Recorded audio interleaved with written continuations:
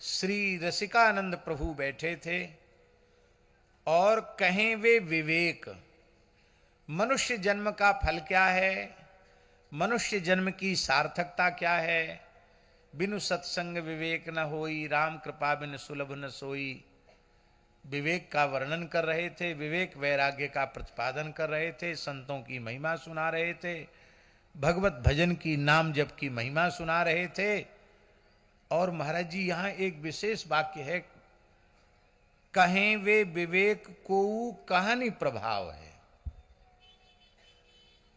बातें तो सब वही हैं, वेदादि शास्त्रों में जो बातें लिखी हैं, वेद में, पंचम वेद महाभारत में, श्रीमद् भागवत में, इतिहास में, पुराण में, धर्मशास्त्रों में, संतवाणियों में, वही सब बातें लिखी हैं। लेकिन वे सब बातें जब किसी अधिकारी श्री रसिकानंद प्रभु के जैसे किसी आचार्य कोटि के महापुरुष की वाणी से प्रकट होते हैं तो उसका तत्काल प्रभाव श्रवण करने वालों के चित्त पर पड़ता है। इसलिए कहते कहें वे विवेक को कहानी प्रभाव है। कहानी प्रभाव, ये कहने का प्रभाव। इसलिए भैया ज्ञानोपदेश प्राप्त करना हो, भक्ति का उपदेश प्राप्त करना हो, वैराग्य का उपदेश प्राप्त करना हो तो किसी ज्ञान वैराग्य भक्ति से युक्त किसी भागवत की वाणी से ही श्रवण करना चाहिए। कहने में भी महाराज जी सब लोगों को कहना नहीं आता है। ये कहन भी ठाकुर जी जब कृपा करते हैं तब विषय प्रतिपादन की सामर्थ्य वो अपने पुरुषार्थ से नहीं आती। कितने बड़े बड़े पंडित बहुत बड़े बड़े पोथन्ना याद कर लिए, धारा प्रवाह संस्कृत बोल सकते हैं, लिख सकते हैं, बोल सकते हैं, अनेक भाषाओं पर उनका अधिकार है। लेकिन उनसे कह दो कि कोई कथा सुनाओ तो कहो 10 मिनट न सुना पावे। और कुछ ऐसे होते हैं जो भौतिक दृष्टि से देखा जाए तो बहुत ज़्यादा पढ़े लिखे नहीं है, लेकिन उनकी वाणी में बड़ा चमत्कार होता है। हमारे वृंदावन की परम विभूति भक्तमाल जगत के भीष्म पितामह, हम उनको कहें तो कोई अतिशयोक्ति नहीं, पूज्यपाद श्री ताड़वाली कुंज वाले महाराज जी, अनंत श्री संपन्न पंडित श्री जगन्नाथ प्रसाद जी भक्तमाली जी, बूढ़े भक्तमाली जी, एकदम सीधी सीधी कथा थी, हमने सुनी, ज्यादा व्याख्या नहीं करते थे। और दूसरा आनंद ले न ले, अपनी कथा का आनंद खुद ही लेते थे। बीच बीच में कंठ भराता, बोल वृंदावन बिहारी, बोल वृंदावन बिहारी। कथा में 10-5 बार तो वृंदावन बिहारी लाल की जय बोल देते थे, गदगद हो जाते थे।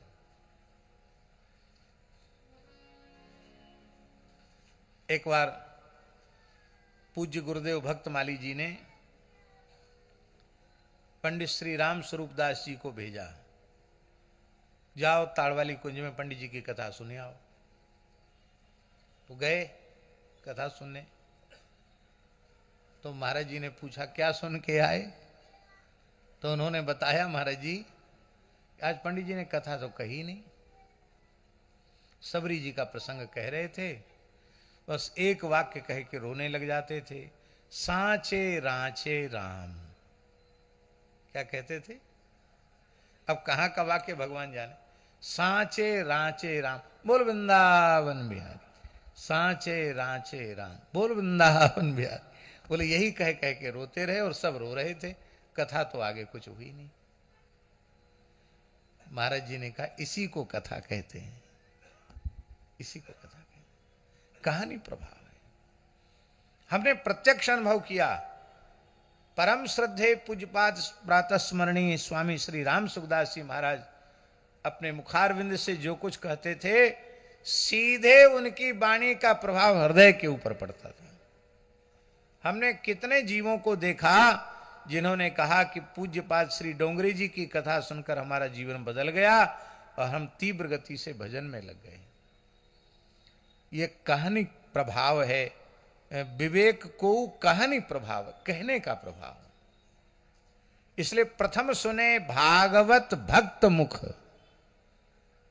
प्रथम सुने भागवत भक्त मुख भगवद वाणी, द्वितीय आराध है भक्ति व्यास नव भांति बखानी, तृतीय करे गुरु समुझी दक्ष सर्वज्ञ रसीलो, चौथो होए विरक्त बसे बनराज जसीलो, पांचे भूले देह सुधि छठे भावना रास की, सातें पावे रीति रस श्री स्वामी हरिदास की। भक्त मुख से सुने ये बात, और कहाँ कहीं कोई गंभीर चर्चा हो रही हो, हम कोई बढ़िया बात कर रहे हों और महाराज जी जैसे महापुरुष बैठ के सुन रहे हों और दो तीन साधु मिलके झगड़ा करने लग जाएं और हाथापाई शुरू हो जाए, गाली गलौज पर उतर आवें, तो क्या प्रभाव होगा बोलिए? होगा प्रभाव? रसभंग होगा कि नहीं होगा?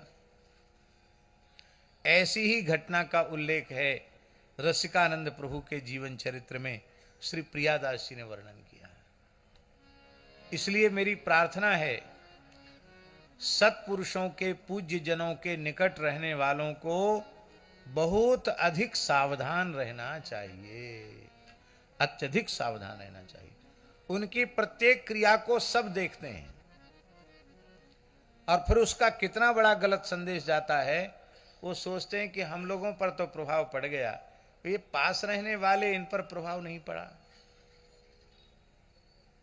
पूज्य परमहंस जी महाराज हमारे कहते हैं, एक बार हम गए नई गौशाला में, तो परमहंस जी बार बार एक ही वाक्य दोहराते रहे, क्या कहें महाराज जी, दीपक तले अंधेरा।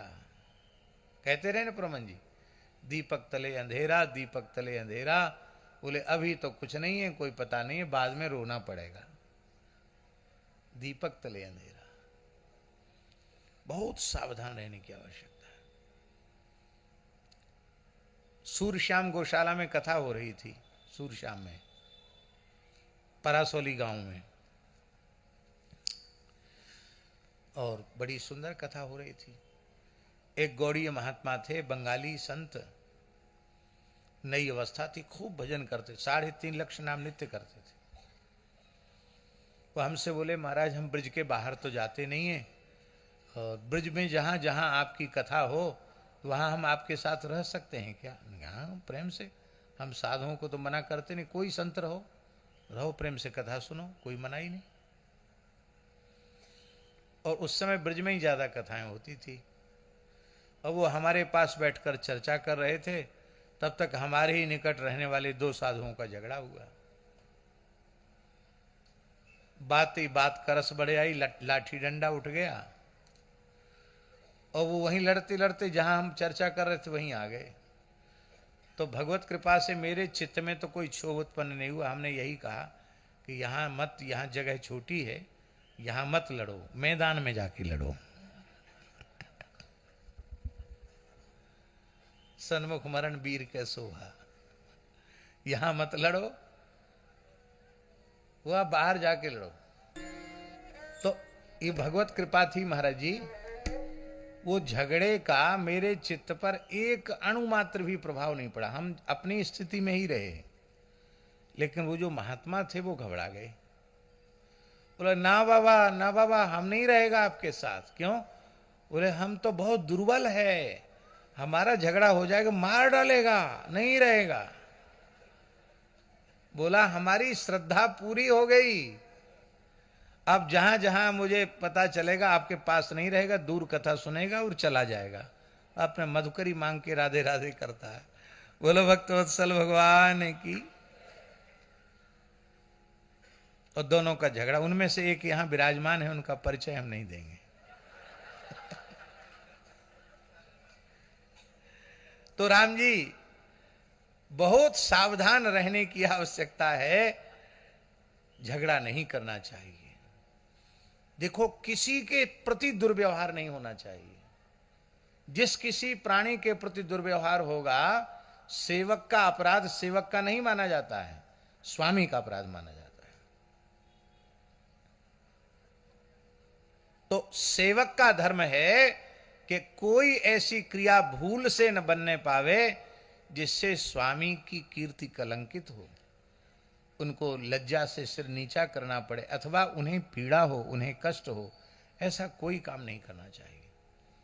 जैसा व्यवहार हम दूसरे लोगों के साथ कर देते हैं कई बार, व्यवस्था के नाम पर। आप उसी जगह पर अपने को खड़ा कर लो कि बहुत लंबी दूर से कोई बहुत श्रद्धा लेकर दर्शन करने की इच्छा से आया है, और ठीक है आपकी एक व्यवस्था है, मर्यादा तो बना के रखो, रखनी भी चाहिए, लेकिन यदि उसके साथ दुर्व्यवहार किया, उसको धक्का देके निकाल दिया या भगा दिया, या उसने कहा उसके ऊपर किसी ने हाथापाई कर दी, तो अब विचार करो कि उसी जगह पर हम होते तो हमें कैसा लगता। बोलो। इसलिए आत्मनः प्रतिकूलानि परेशान न समाचरेत, श्रूयताम धर्म सर्वस्वम श्रुत्वा चैवावधार्यताम, आत्मनः प्रतिकूलानि परेशान न समाचरेत। धर्म का सार सर्वस्व यही है कि जो व्यवहार अपने अनुकूल न हो, यह व्यवहार किसी प्राणी के साथ न करे।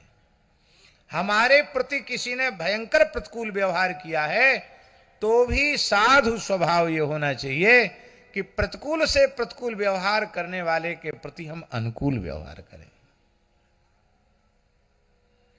अरे सठे साठ्यम समाचरित जो है ना, ये साधु नीति नहीं है, ये धर्म राजनीति हो सकती है, कूटनीति हो सकती है, व्यवहार की नीति हो सकती है।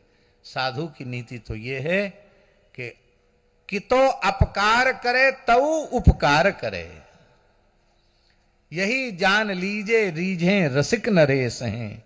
जयदेव महाप्रभु के चरित्र में प्रियादासी ने कहा है, रीझे रसिक नरेश हैं। एक बात इस प्रकरण में हम आपको बता दें, आजकल सब दुनिया बड़ी दुखी है। भगवान से विमुख होने के कारण, शरणागति को स्वीकार न करने के कारण, भगवान के प्रति, गुरुजनों के प्रति, माता पिता के प्रति सद्भाव न होने के कारण अपने ही कर्मों से दुखी हैं। कोई दुखी करने वाला है नहीं।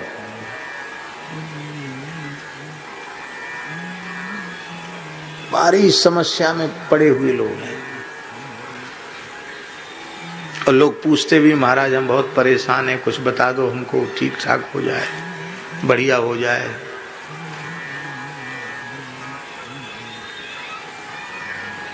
बताने वाले लोग बताते भी हैं, पर हमारे पास तो ऐसी कोई चीज है नहीं जो हम बतावें कि वहाँ नारियल चढ़ा दो, वहाँ गंडा बांध लो, वहाँ ताबीज लटका लो, वहाँ से झलवा लो, वहाँ से फुकवा लो, वहाँ से ठीक हो जाएगा, इतने दिन अमुक जगह पहुँच जाओ तो ठीक। ऐसा कुछ व्यवस्था हमारे पास है नहीं, है भी नहीं, और कभी ऐसी व्यवस्था चाहते भी नहीं। दोनों ही बातें हैं, है भी नहीं और चाहते भी नहीं।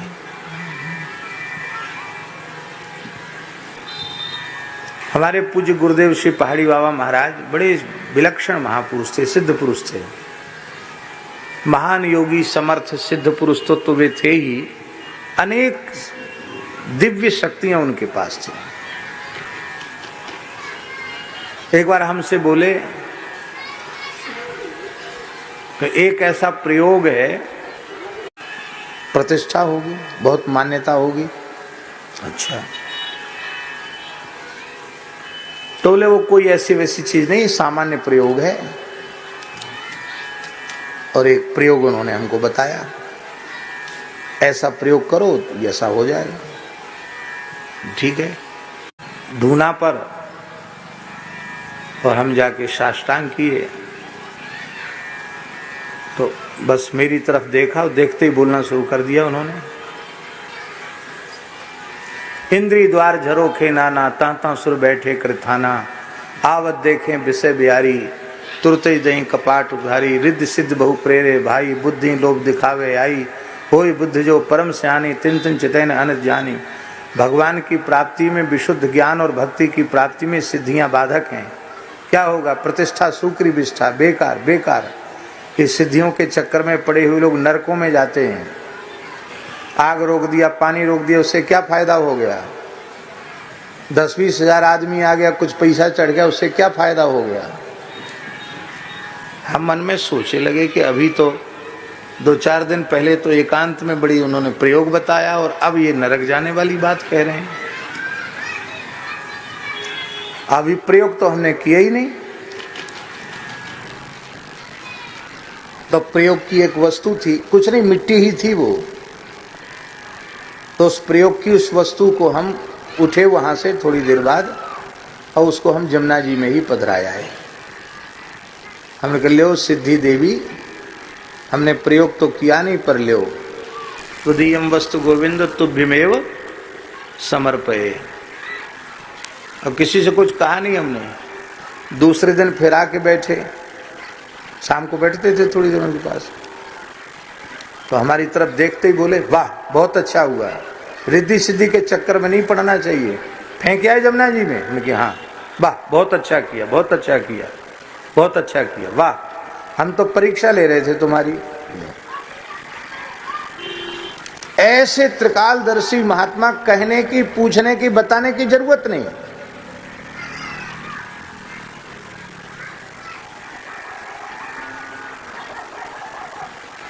तो आज हम लोग पीछे पड़ते हैं साधु बनने के बाद कि हमको कोई चमत्कार हो जाए, हमको कोई सिद्धि हो जाए। स्वामी रामतीर्थ जी का नाम सुना है आपने? शान शाह राम, स्वामी रामतीर्थ पंजाब के थे। अब तो इस समय वो पाकिस्तान में चला गया, उस समय पंजाबी था। हैं? अच्छे विद्वान भी थे। तो स्वामी रामतीर्थ जी गंगा किनारे टहल रहे थे। उसी समय एक सिद्ध आया, सिद्ध था वो। बोले स्वामी जी यहाँ कैसे घूम रहे हो?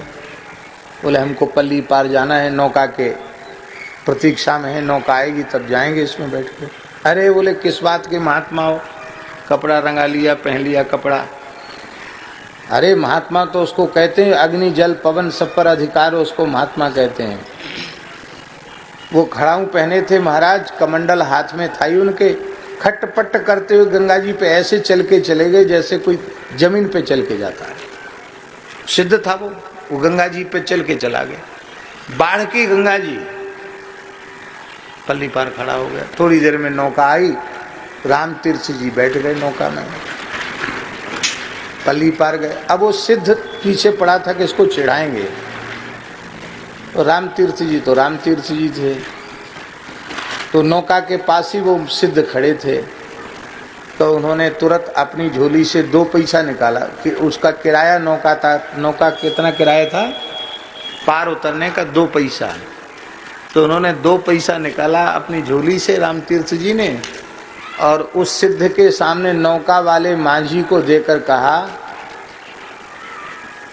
लो। उनको तो दिया, और सिद्ध की तरफ देखकर कहा कि तुमने कठोर तपस्या करके पानी पे चलने की सिद्धि प्राप्त की, उसकी कीमत 2 पैसा है। कितनी कीमत है उस सिद्धि की? कितनी तपस्या की होगी कठोर, तुमने तब पानी पे चलने की सिद्धि प्राप्त की। वो काम 2 पैसा से हो गया। 2 पैसा से जो काम हो गया उसके लिए तपस्या क्यों करनी?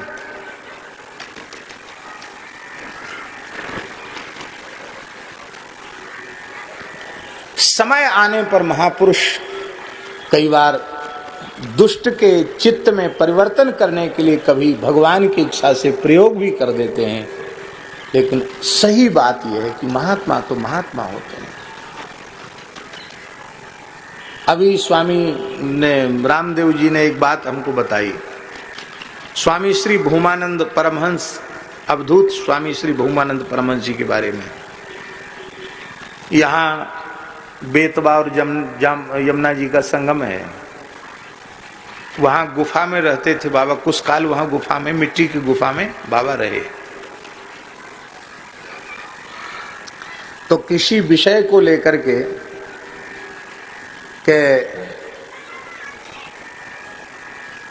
अवधूत स्वामी भूमानंद जी से इस विषय पर हम लोग प्रश्नोत्तर करेंगे, शास्त्र कुछ चर्चा करेंगे।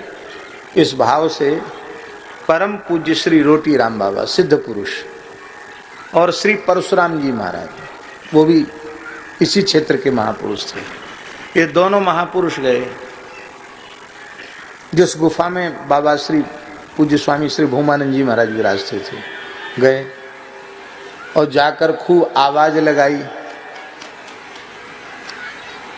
पर भूमानंद जी समझ गए कि ये लोग जो है प्रश्नोत्तर करने आए हैं, तो कुछ बोले ही नहीं, थे गुफा में, बोले नहीं, कुछ नहीं बोले। दोनों का बोले नहीं, इसका मतलब क्या गुफा में नहीं है? पहले तो लगता था कि गुफा में है, दिखाई पड़ रहे थे गुफा में है, अब कहाँ चले गए गुफा में नहीं तो भीतर घुस के देखा तो भी गुफा में नहीं मिले, भीतर घुस के देखा तो भी गुफा में नहीं मिले बहुमानंद जी महाराज। तो बाहर आके बैठ गए, बोले कहीं इधर उधर होंगे तो घूम फिर के आवेंगे। बहुत देर हो गई तो बोले अब चलो। तो जैसे ही जाने को तैयार हुए सोई वो गुफा के भीतर से निकल आए। उनको बड़ा भारी आश्चर्य हुआ कि गुफा के भीतर जाके तो देख लिया तो वहां तो थे ही नहीं, और गुफा से कैसे निकल आए। तो हंसते हुए बहुमानंद जी ने कहा, तो महात्माओं दंडोत प्रणाम, बात ये है कि हम आपसे बातचीत नहीं करना चाहते। क्यों? बोले हमको पता था कि आप तर्क वितर्क करने आओ, हम तो बिना पढ़े लिखे, क्या आपसे तर्क वितर्क, आप विद्वान पुरुष हो, आपसे क्या हम शास्त्रार्थ करते, इसलिए हम आपसे नहीं मिले। कोई बढ़िया बात की चर्चा करना हो तो आओ, विराजो, बैठो। तो दोनों महात्मा हंसने लगे, बोले नहीं हो गई, बात हो गई। वो अपने रास्ते गए, बाबा पुनः अपनी गुफा में चले गए। अब ये क्या है? उन्हें किसी से मान्यता लेनी है क्या? पर संत की इच्छा हुई कि हम न मिलें, तो गुफा में घुसने के बाद भी वो नहीं दिखाई पड़े।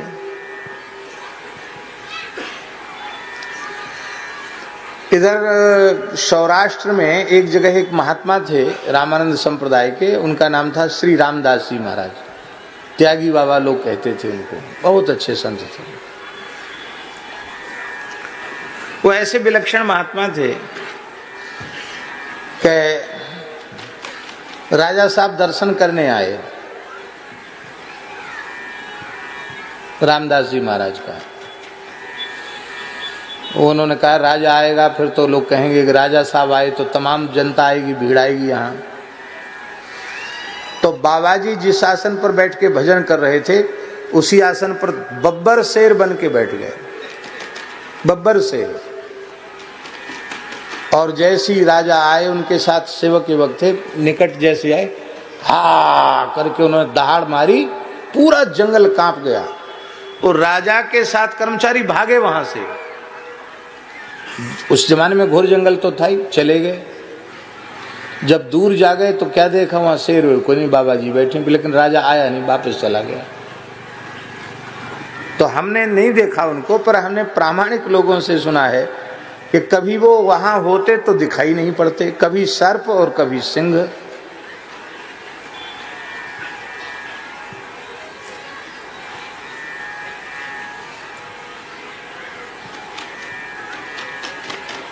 हम भी उनके स्थान पर एक बार गए। संत तो पधारे हुए, उनको हो गए कम से कम 80 वर्ष हो गया होगा उन संत को भगवत धाम गए हुए। हम उनके स्थान पे गए, शाम का समय था, वहां एक स्नान की जगह थी, स्नान करने गए। एक बड़ा विशाल काला नाग, इतना बड़ा फण उसका, यहां से लेके वहां तक लंबा। तो शायद त्यागी जी थे साथ में कि नहीं थे। और हम लोग अपना कमंडल अचला लंगोटी जहां रखे थे वहीं वो मारा, एक कुंडली मार की हो। अब किसकी हिम्मत है अचला लंगोटी उठाने की? है किसी की हिम्मत? सब तो दूर खड़े हो गए। हमको कोई डर नहीं लगा, हम बड़े बिना डर भय के उसके निकट गए। वहीं बिल्कुल ऐसी कुंडली मार के बैठे हो, वहीं हमारे सब कपड़ा चला लंगोटी रखे। हमने हाथ जोड़ के कहा, प्रभु आपने दर्शन देकर बड़ी कृपा की, अब सब साधु घबरा रहे हैं, डर रहे हैं, आप अब कृपा करके पधारो, जिससे सब अपना अचला लंगोटी आसन बासन उठा सकें यहाँ से। और इतना सुनते ही जैसे कोई मनुष्य भाषा समझता है, ऐसे सुनते ही ऐसे कर चले, दिखाई नहीं पड़े। हमने गांव के लोगों से कहा, उन्हें बोले बाबा रामदास जी का दर्शन तो नहीं होगा। भगवान जाने रामदास जी थे कि कौन थे, बोले सिद्धों के दर्शन इसी तरह से होते हैं, भगवान जाने कौन थे। लेकिन ये मैंने आंखों से देखा कि जैसे ही मैंने कहा कि प्रभु आप कृपा करके पधारिए, तो पधार गए, चले गए, पता ही नहीं चला कहाँ चले गए।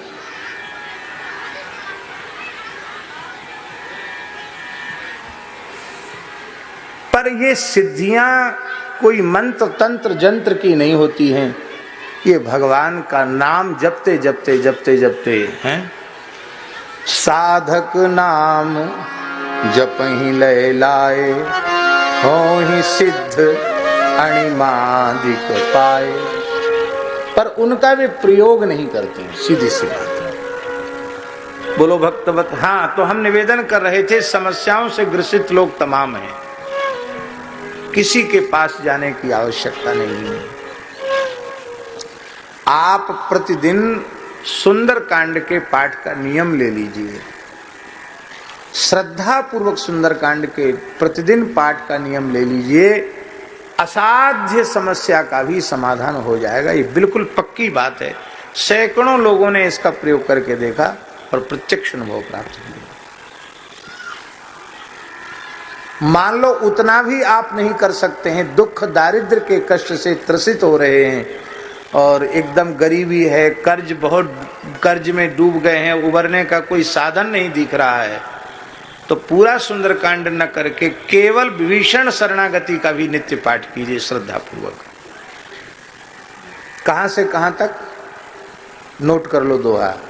राम सत्य संकल्प प्रभु सभा काल वस तोर, मैं रघुवीर शरण अब जाऊं देव जनि खोर।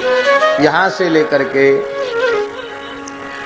जो संपत्ति शिव रावण ही दीन दिए दसमात, सो संपदा विभीषण ही सकुचि दीन रघुनाथ। अस प्रभु छाड़ी भजहि जे आना, ते नर पशु बिन पूछ विषण। यहां तक इसको मानस सुंदर कांड में विभीषण शरणागति कहते हैं। इस विभीषण शरणागति से भी सारी समस्याओं का समाधान हो जाता है। सबका संग करने योग्य नहीं है।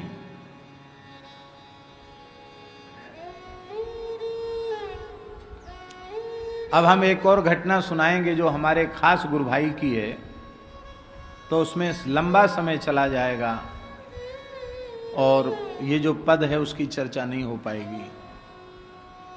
ऐसे ही हमारे गुरु भाई थे अंगद दास जी महाराज, वो ऐसे ही एक सिद्ध के द्वारा ठगे गए थे।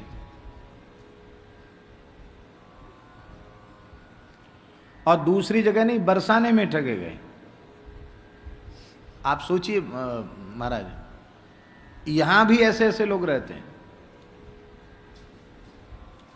उसने उनको कहा था कि तुमको प्रेम लक्षणा रसरूपा भक्ति की प्राप्ति हम कराएंगे, साक्षात श्री जी का अनुभव कराएंगे। वहां गए, गलती केवल ये हो गई महाराज जी से नहीं पूछा। पहलवान थे, हनुमानगढ़ी के नागा थे और अपने समय के अच्छे पहलवान थे। उनके पास पैसा भी था। आज से लगभग 30-35 साल पुरानी बात होगी, 30-32 साल पुरानी बात होगी। उस समय उनके पास 4-5 लाख रुपए थे। तो वो सिद्ध बोला कि ये पैसा तुम्हारे पास जो है यही तुम्हारे कल्याण में बाधक है, और तुमको इसीलिए दर्शन नहीं हो रहा कि तुम्हारे पास पैसा है, ये पैसा सब हमको दे दो। वो ऐसे पक्के थे, श्रद्धावान, उन्होंने सारा पैसा लेकर उसको दे दिया। उसने कहा तिलक लगाना छोड़ दो, छोड़ दिया।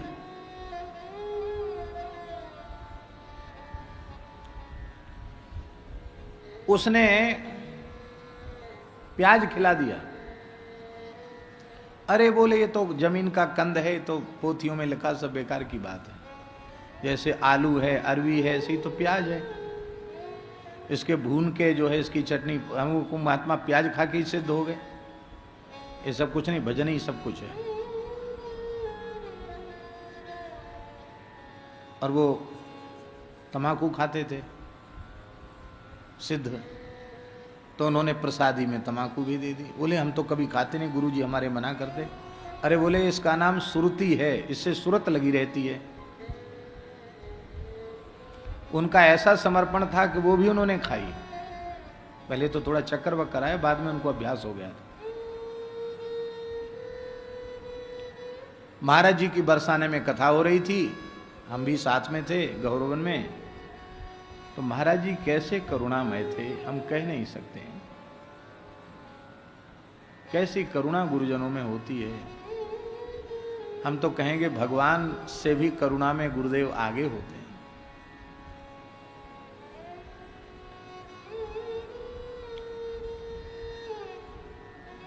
वो हमारे गुरु भाई महाराज जी के पास आते जाते नहीं थे। 2-3 साल हो गए थे उनको बरसाने में रहते महाराज जी के पास, तो उनके शरण में थे, सिद्ध की शरण में।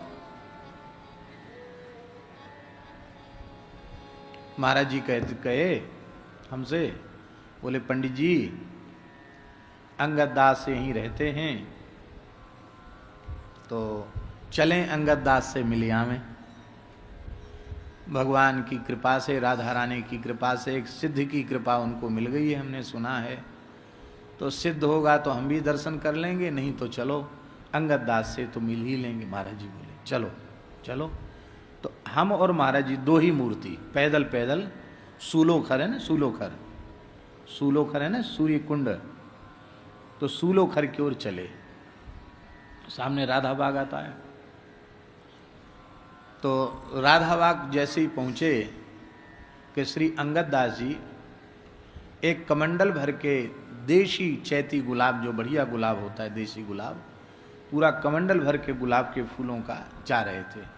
वो रोज राधा रानी में, श्री जी में ताजे ताजे गुलाब के फूल अर्पित करते थे। वहाँ गुलाब लगा रखा था सूलोखर पे, और रोज चुन करके गुलाब के फूल ले जाते थे। वहाँ फिर लोग अपने बना करके माला, वो केवल पुष्प ले जाते। तो उन्होंने जैसे ही देखा कि महाराज जी आ रहे हैं, तिलक वगैरह तो कुछ लगाते नहीं थे, तो कमंडल तुरंत उन्होंने रखा और महाराज जी के चरणों में साष्टांग पढ़कर खूब फूट फूट करके रोए। कुछ बोले नहीं, बहुत रोए। नीचे रज भी गर्म थी, इतना रोए कि उन्हें अपने आंसुओं से महाराज जी के चरण गीले कर दिए। महाराज जी ने हाथ फिराया और बोले खूब भजन करो, खूब भजन करो, खूब भजन करो, और कुछ नहीं बोले। और कहा कि ये फूल कहाँ ले जा रहे हो? बोले श्री जी क्यों ले जाओ, अपनी सेवा में लग जाओ, और तुमसे मिलना था, तुमसे मिलना हो गया, अब हम जा रहे हैं। और आगे नहीं गए, महाराज जी भी लौट आए।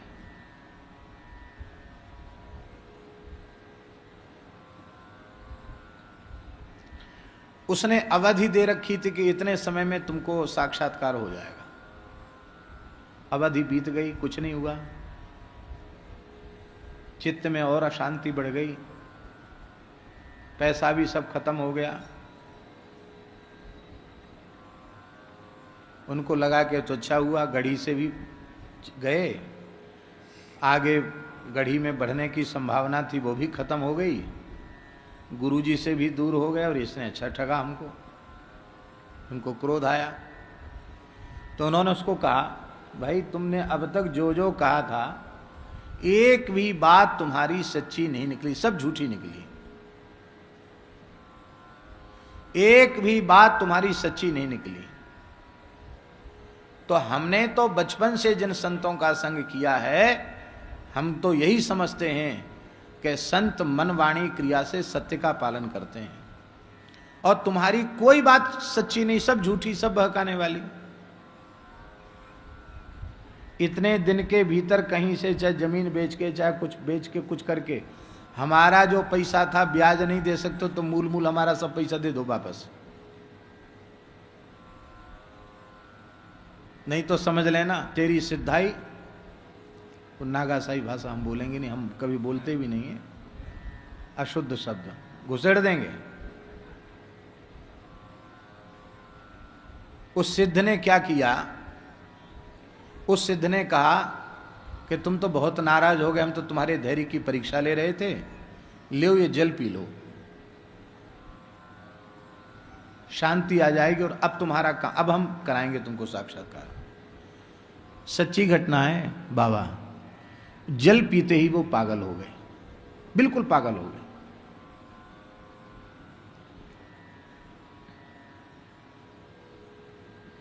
पढ़े लिखे युवा सुंदर साधु, पहलवान साधु, ब्राह्मण कुल का शरीर, पागल हो गए, बिल्कुल पागल। ऐसे पागल कि उनको शरीर की भी मतलब शुद्धि आदि का ध्यान नहीं रहता था, ऐसे पागल हो।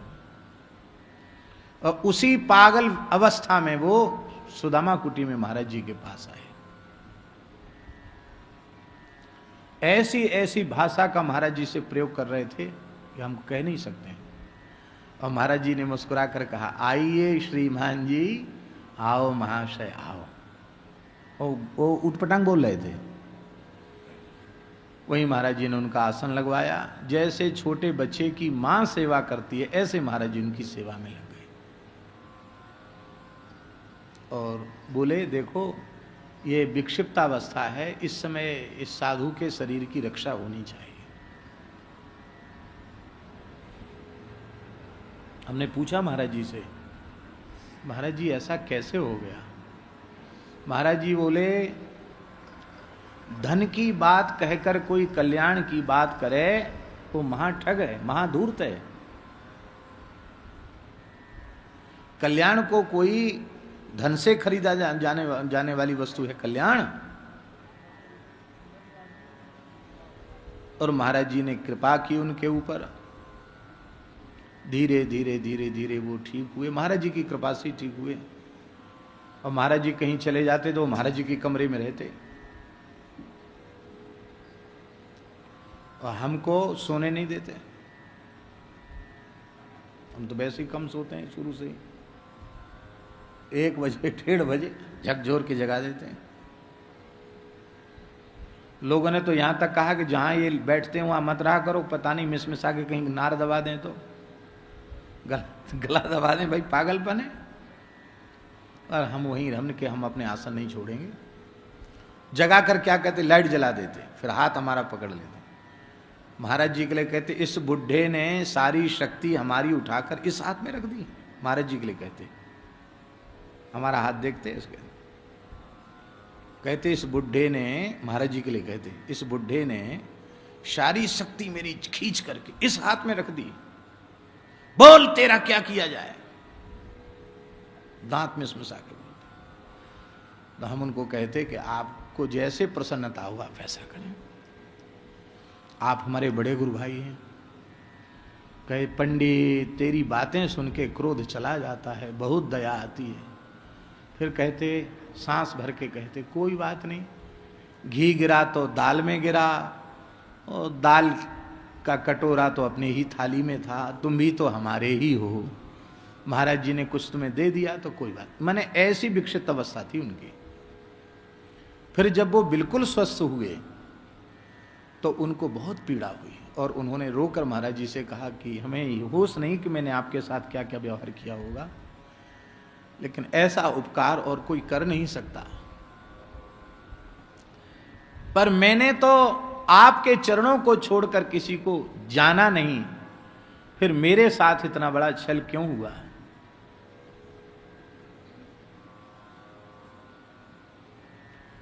हम भी थे। महाराज जी ने एक ही प्रश्न किया उनसे, मैं कभी किसी को किसी संत के पास जाने से मना नहीं करता हूं, लेकिन उनका संग करने के पहले, उनके पास जाने के पहले क्या तुमने हमसे पूछा था?